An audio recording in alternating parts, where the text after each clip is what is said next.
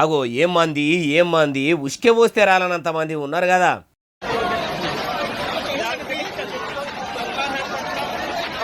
మెల్లగా రైలు కదులుతూనే ఉన్నది. పబ్లిక్ ఇంకెక్కుతూనే ఉన్నారు. ప్రయాగరాజ్కు పోయే భక్తులకు రైళ్ల సౌలతులు ఇవ్వని ఇంత పరిశాను. పాట్నా రైల్వే స్టేషన్ కాడనైతే సీటు కోసం రైలు అద్దాలే కొట్టిరట. అరెరెర్రే, ఇంకా నయ్యము అద్దంకు చిన్నగా తలిగింది కానీ అదే గట్టిగా తలిగుంటే లేకుంటే అద్దం కోసి ఉంటే సీట్ల కూసున్నోళ్లకు ఎంత తిప్పలవు. మరి ఇట్లా రైలు అద్దాలు వలగొడుతుంటే ప్రభుత్వ ఆస్తులు పరిశాన్ చేస్తుంటే ప్రజలు పన్నుల రూపంలో కట్టిన పైకంతోనే జీతాలు తీసుకొని సర్కారు సామాన్లు మిషన్లు రైళ్లు చక్కగా కాపాడవలసిన రైల్వే పోలీసులు ఏం కమాయి చేస్తున్నట్టు గుడ్డి గుర్రాల పండ్లు దోముతురా, గాడిదలు పెట్టే గుడ్లేరేందుకు పోయినరా. అయ్యా ప్రధాని Narendra Modi sir, Uttar Pradesh CM Yogi Adityanath sir, మీరేమో ఏర్పాట్లు మంచిగానే చేసినాము. ప్రయాగరాజ్కు ప్రయాణం కట్టే ప్రయాణికులకు కుంభమేళాకు వచ్చే భక్తులకు ఎసొంటి తక్లీఫ్లు తన్లాటలు లేవు అంటుర్రు.